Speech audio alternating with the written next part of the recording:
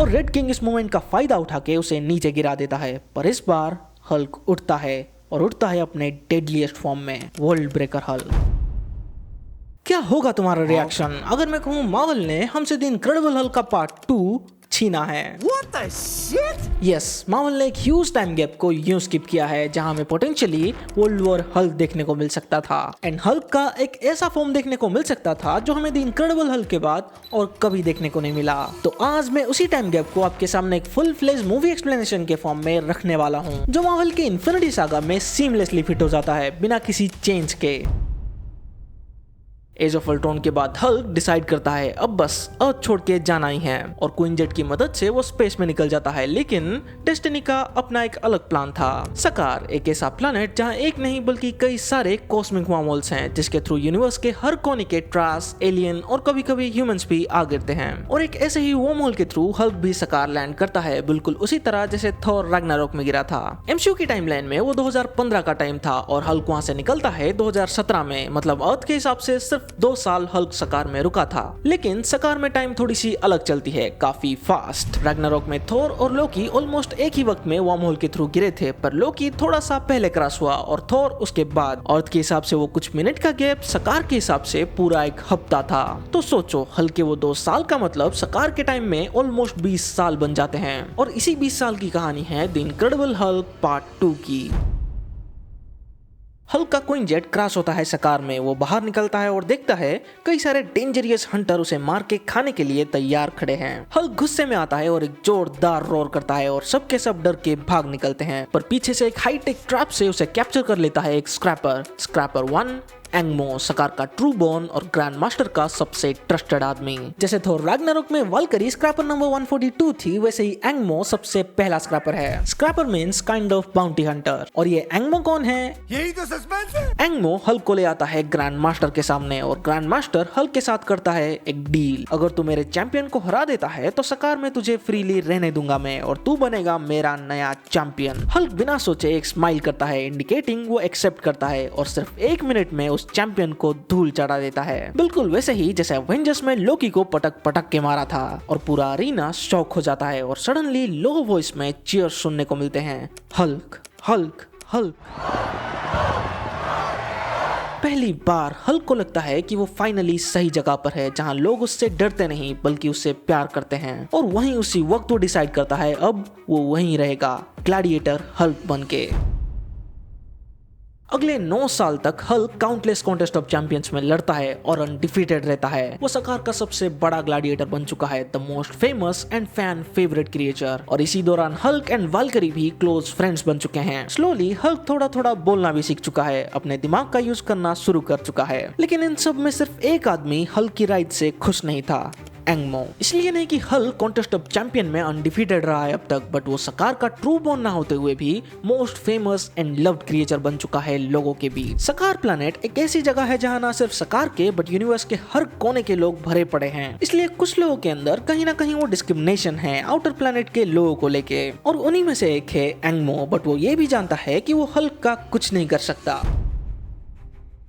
फिर एक दिन एंगमो एक एलियन को कैप्चर करके ग्रैंड मास्टर के सामने लाता है, एक माँ और उसकी बेटी। वो कहता है ये दोनों लड़कियां हैं, लड़ने लायक नहीं है, मैं खुद इन्हें खत्म कर दूंगा। पर उसके दिमाग में एक अलग ही प्लान चल रहा था, माँ को मार के बेटी को अपना बनाना, अपनी वाइफ बना के रखना। पर वो बेटी ग्रैंड मास्टर से रिक्वेस्ट करती है मुझे चांस दो, मैं लड़ सकती हूँ। और हल्क कहीं ना कहीं एंगमो को डिसलाइक करता था क्योंकि ऑब्वियसली उसने उसे कैप्चर किया था। इसलिए वो लड़की का साथ देते हुए जोर से चिल्लाता है हल्क वांट्स बैटल। और ग्रैंड मास्टर अपने फेवरेट चैंपियन की बात ना टालते हुए उस लड़की को एक चांस देता है, अपने चैंपियन से लड़वाता है। और शॉकिंगली वो लड़की जीत जाती है, अपनी और अपनी माँ की फ्रीडम हासिल करती है। और उस लड़की का नाम था कायरा। जी हाँ, कॉमिक्स में हल्क की वाइफ वही कायरा। महीनों तक हल्क और कायरा एक दूसरे के करीब आते हैं और अगले ही साल दोनों शादी कर लेते हैं। और सकार के ट्रेडिशन के हिसाब से कायरा बन जाती है ग्लैडिएटर हल्क की क्वीन। अरीना में चीयर्स और भी ज्यादा बढ़ चुके हैं, पर एंगमो के अंदर की नफरत अब आसमान छू चुकी है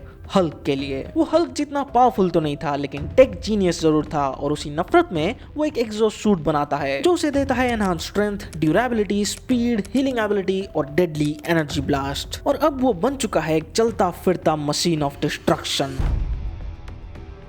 और एक दिन एंगमो अपने मोस्ट ट्रस्टेड पर्सन होने का फायदा उठाते हुए अपना असली रंग दिखाता है।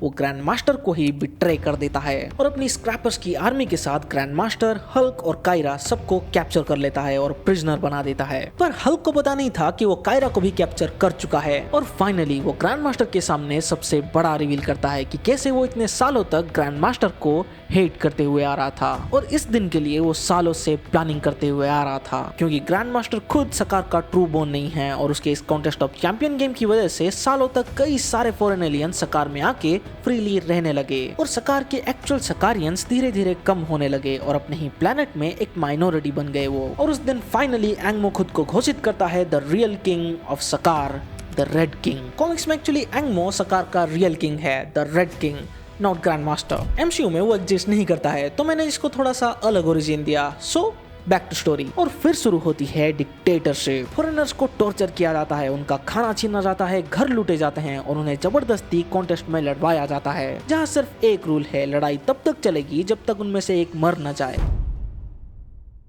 महीनों तक हल्क वो टॉर्चर झेलता रहा, ना खाना ना पानी, सिर्फ पेन, लेकिन फिर भी वो जिंदा रहता है। और एक दिन मौके का फायदा उठा के वाल्करी उसे आजाद कर देती है, क्योंकि वो जानती थी हल्क अकेला काफी है रेड किंग के पूरे आर्मी को डिस्ट्रॉय करने के लिए। हल्क पूरी तरह कमजोर है, लेकिन फिर भी वो अपनी पूरी ताकत जोड़ के रेड किंग की आर्मी को तोड़ना शुरू करता है। एक एक करके सब स्क्रैपर्स गिरते हैं और हल्क सीधा बैटल फील्ड में क्रॉस करता है और सीधा रेड किंग को चैलेंज देता है। Hulk smash red king. Red king हंसते हुए अपना एग्जॉस्ट सूट पहनता है और कहता है, इसी दिन का तो इंतजार था मुझे। और फिर शुरू होती है सकार की सबसे बड़ी लड़ाई। हल्क पूरी तरह कमजोर होने के बावजूद रेड किंग को वो टो टू टो फाइट देता है और फिर लड़ाई के बीच रेड किंग अपना असली वेपन निकालता है हल्क को मेंटली एंड इमोशनली तोड़ने के लिए। वो चिल्लाते हुए कहता है, तुझे लगता है तू मुझे हरा देगा? तेरी कायरा को तो तू बचा नहीं पाया, मैं रोज तड़पाता था उसे। और उस वक्त वो प्रेग्नेंट थी, कमजोर थी और उसी कमजोरी में उसने तेरे बच्चे को जन्म देते हुए अपनी जान दे दी। ये सुनकर हल्क के पैरों तले जमीन खिसक जाती है, उसकी आंखों के सामने सब अंधेरा छा जाता है और रेड किंग इस मोमेंट का फायदा उठा के उसे नीचे गिरा देता है। पर इस बार हल्क उठता है और उठता है अपने डेडलीस्ट फॉर्म में, world breaker Hulk. Energy waves उसके शरीर से फूट रही होती हैं, रेड किंग के एनर्जी ब्लास्ट उस पर असर ही नहीं कर रहे हैं। फिर वर्ल्ड ब्रेकर हल्क उसे पकड़ता है और अपने बेयर हैंड से उसे बीच से फाड़ के रख देता है और रेड किंग की कहानी खत्म। लेकिन हल्क यहीं नहीं रुकता, उसका गुस्सा अब कंट्रोल से बाहर है। वो सकार के सड़कों को, बिल्डिंग्स को और पूरे प्लेनेट को तोड़ना शुरू कर देता है। हल्क अब सिर्फ हल्क नहीं, एक वॉकिंग एपोकलिप्स बन चुका है। और इस तरफ वाल्करी होपलेस हो जाती है और उसी वक्त वो ग्रैंड मास्टर के पास जाती है, जो अभी भी कैप्चर है, क्योंकि उसे रोकने का तरीका सिर्फ उसी के पास है। ग्रैंड मास्टर अपने ट्रेजर से एक डिवाइस निकालता है, एक मशीन जो प्लेनेट के हर इंसान की मेमोरी वाइप कर सकती है और एक क्लिक के साथ पिछले 10 साल के सारे मेमोरी, सब कुछ प्लेनेट का हर एक क्रिएचर भूल जाता है, including Hulk and grand master himself. Grand master फिर से सकार का किंग बन जाता है, हल्क फिर से ग्लैडिएटर। ना उसे कायरा की कोई याद है, ना अपने बेटे की, बस cheers of the crowd. Movie खत्म होती है जहां से थोर रैग्नारोक शुरू होती है, थोर की सकार में एंट्री के साथ। और पोस्ट क्रेडिट सीन में दिखाया जाता है कायरा की माँ, जिन्होंने हल्क के बेटे को बचा लिया था और वही बेटा बड़ा होके बनता है स्कार, जो फाइनली शी हल्क में हल्क से मिलता है। सो कुछ इस तरह एक पोटेंशियल द इनक्रेडिबल हल्क का पार्ट 2 हमें मिल सकता था, but Marvel and universal picture सांप और नेवले हैं। अब तुम डिसाइड कर लो इनमें से सांप कौन है। मेरे लिए तो मार्वल ही है, फेज 3 के बाद से जो काट रहा है हमारा। सो कमेंट्स में जरूर बताना तुम्हें ये पोटेंशियल स्टोरी कैसा लगा। आई नो और भी बेटर हो सकता था और भी डिटेल्स आ सकते थे, but it's my first time यार। एंड कम ऑन यार, हल्क की मूवी में हम स्टोरी के डेप्थ को देखने थोड़ी जाते हैं, एक डिसेंट स्टोरी में हल्क का डिस्ट्रक्शन देखने जाते हैं, जो इस स्टोरी में भरपूर है। Hulk versus red king, Hulk versus Gladiators, outstanding हो। अगर कुछ सजेशंस एंड ओपिनियंस हैं तो प्लीज कमेंट करना, मैं अगले वीडियो में उसे जरूर एग्जीक्यूट करूंगा। So till then, see you in the next video.